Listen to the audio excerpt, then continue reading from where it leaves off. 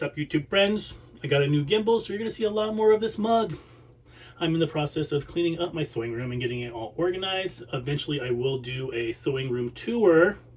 Here's a little sneak peek. It's a very small room. But today, I'm going to make a quilt ruler holder. So here is my little template. This was just my practice one to see if I could fit all my rulers in this. I can. This only has 2 pockets on the front, but I'm going to add a 3rd pocket to the back for my big 24-inch ruler, so it'll go kind of back here. I'm still getting used to this gimbal, guys, so bear with me. Now you are going to need one of these double curtain rod holders. I got this one at Walmart. I don't remember the exact size. It was the smallest one that they had. I do believe it's about like 28 or 29 inches. The curtain rods are.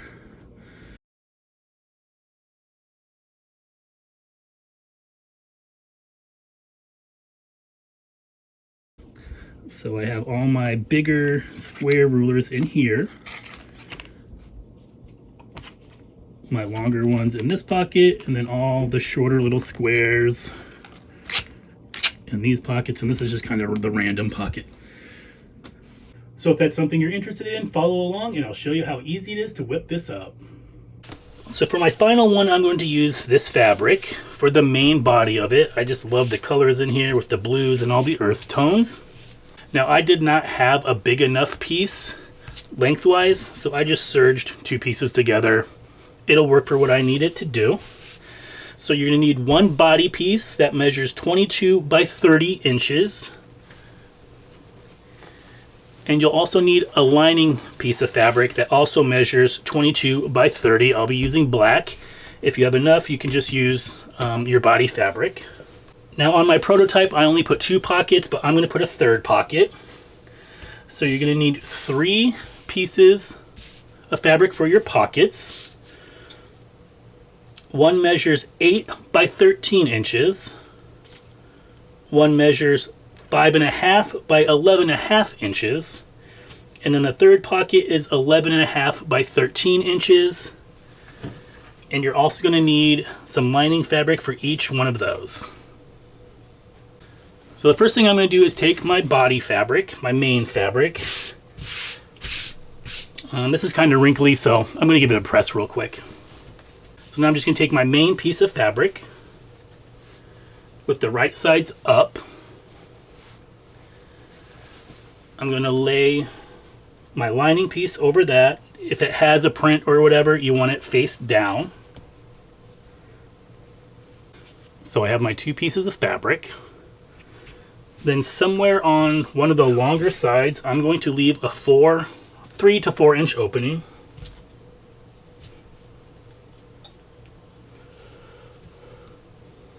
And I have this seam right here in the middle. I'm going to avoid that. Normally I'd put it like right in the center, but I'm going to move it down a little bit. So I'm just going to do about a 3.5 inch one. Then I'm just going to put some pins along the other edges just so nothing moves. Next, I'm just going to take this over to my sewing machine, and I'm going to start right here in backstitch. With the 1/4 inch seam allowance, I'm going to sew all the way around, backstitching at the end. Now I'm going to do that to my main body fabric, and I'm also going to do that to each of my pockets. Alright guys, so I'm just going to start with the smaller pocket here. It's the exact same process with all our pieces. So this is my first pin. I'm just going to run the edge of my fabric with the edge of my presser foot and backstitch. And then just keep sewing.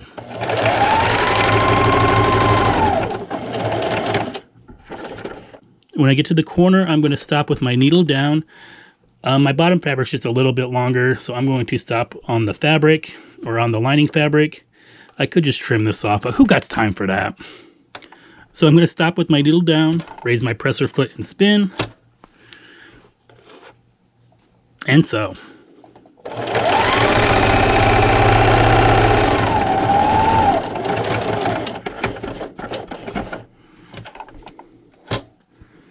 coming up to my final pin and backstitch.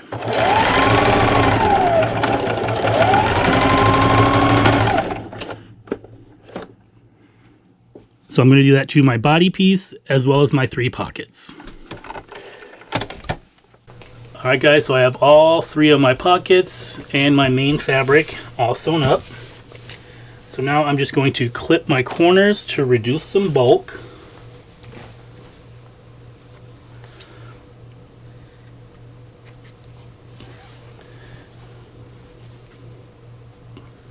Just be careful that you don't go through your thread.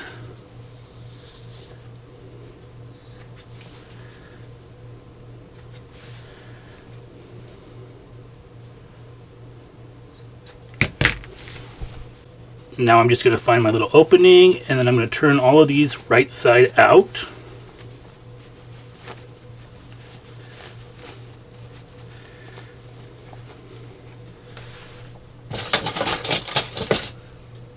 And then with the chopstick or my bone folder here, I'm just going to press out my corners, make sure they're nice and sharp. And then I'm just going to give everything a good press.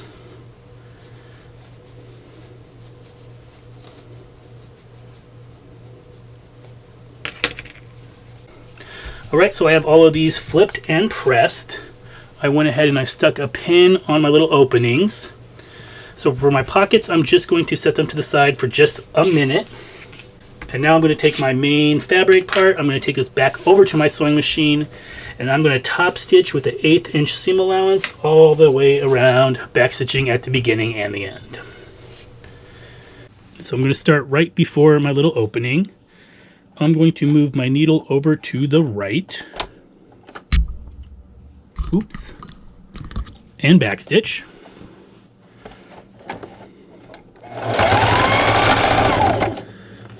And then I'm just going to sew all the way around.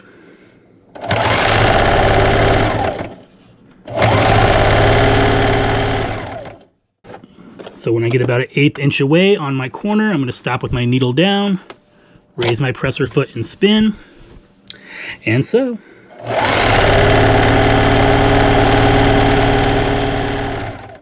Alright guys, so my GoPro just died. It's charging right now, so I don't know how much more sewing machine footage I'm going to have in this video. Hopefully it'll be charged up enough so I can at least show you how to attach the pockets. But now on my main body piece, on the shorter edges, I'm going to flip this over and I'm going to fold those down 1.5 inches. So I just have my little seam guide here. Oh, that's 1 inch.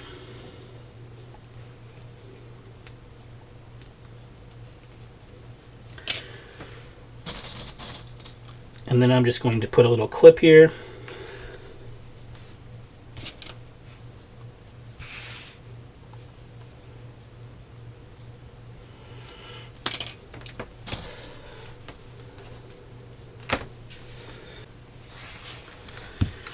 And I'm just going to take this over to my ironing board and I'm just going to press my little rod casing here. Once I have this pressed, I'm going to take this back over to my sewing machine, and then I'm just going to sew directly on our seam right along here, and that's just going to make our little rod pocket. So now you just want to grab your pockets. So I'm going to start with the 5.5 by 11.5 first. I'm going to come here and I'm just going to fold this down 1 inch. And I'm just going to eyeball it. And put a clip.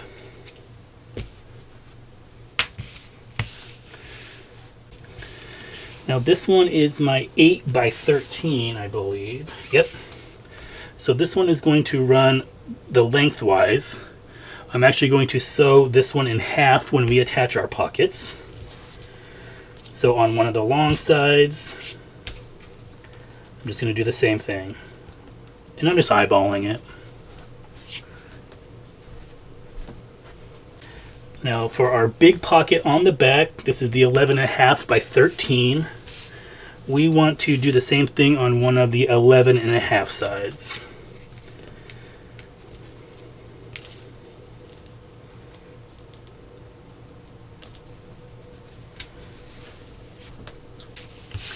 And so now I'm going to take these over to the sewing machine, and I'm just going to top stitch about 1/8 inch away from my side here and just back stitch at the beginning and the end and sew my little flaps down. Should look like that.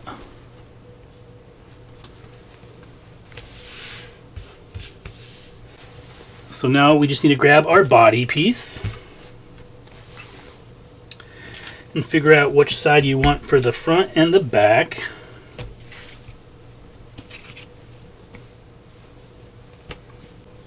So I'm going to put my long pocket over here on the right, and I'm just going to come up about 1 inch from the bottom, maybe 2 inches from the side. I'm just eyeballing this. You can customize this any way you want, if you wanted bigger pockets or longer pockets. So this looks good to me. This is the pocket that we're going to sew in half to have 2 pockets later on. And so now I'm just going to pin these on, and I'm just going to go through my top little main piece here.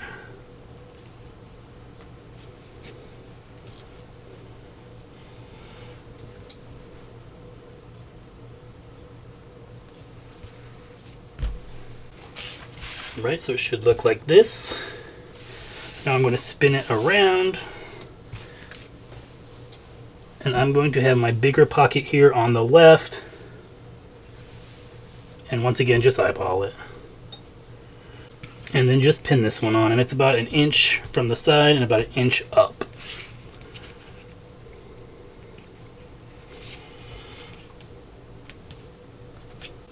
So the next step was we're going to take this over to our sewing machine, and I'm going to top stitch with an 1/8 inch seam allowance just on the 3 sides, leaving my pocket a pocket, and back stitch at the beginning and the end, and then this way we're going to close our little openings on our pocket as well. Alright, so we are charged and ready to go. So I'm just going to start with this long small pocket first. I'm going to use an 1/8 inch seam allowance, so I just moved my needle over to the right. I'm going to back stitch at the beginning.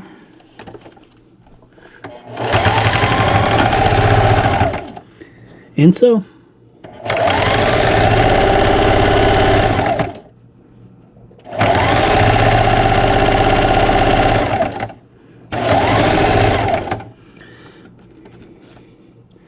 And just like before,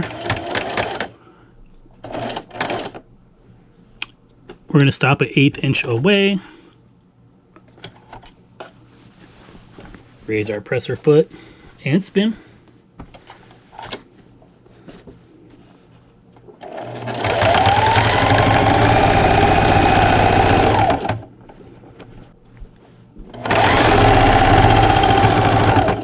And then just back stitch at the end.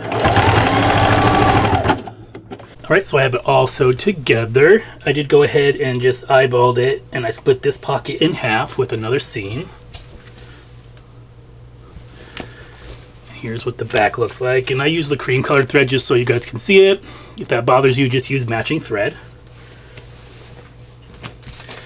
So now I'm just going to take my little curtain rods, and I'm just going to thread them through each of my little pockets.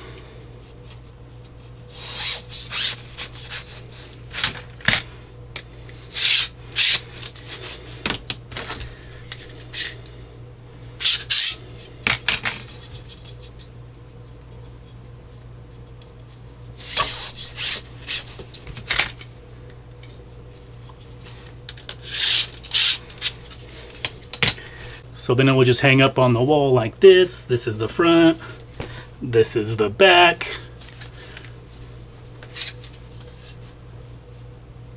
So you could go ahead and cut these down, the curtain rods, with a hacksaw. I'll probably do that later on.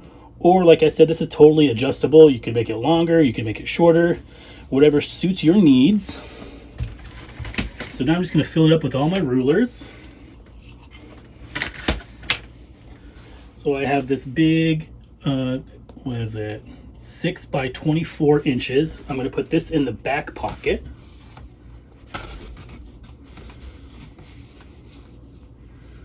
And I put it on the wrong side. So I did put that pocket on the wrong side. It is supposed to be over here. I did not want to cover up Shia LaBeouf over here. So here are my smaller rulers. I have a 5-inch, 4.5, 2.5. I'm going to stick these in this front pocket.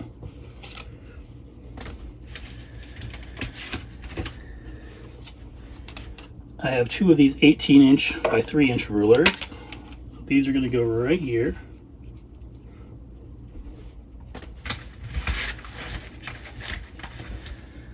As well as my little metal ruler.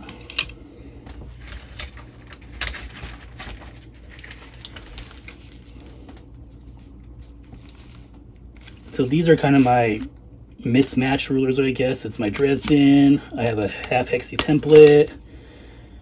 What is this one? The Flying Geese. Just dropped one. Those are all going to go in this pocket.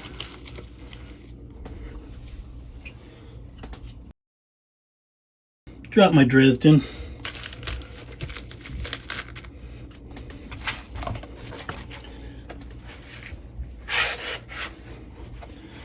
And then all of my square ones, I actually have a future video planned with one of these cathedral window denim quilt. So I bought some of these rulers, and these are all going to go in the little pocket.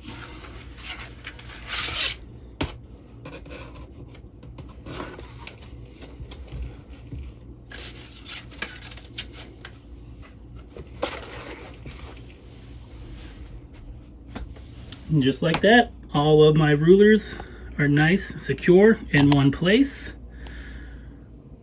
And I'm happy with that. And I have plenty more room for more rulers. If you like this video and want to see more of my videos, go down below, hit that big red subscribe button, give this video a big thumbs up. If you have any questions, leave me a comment. And as always, thanks for watching, and I'll see you next time.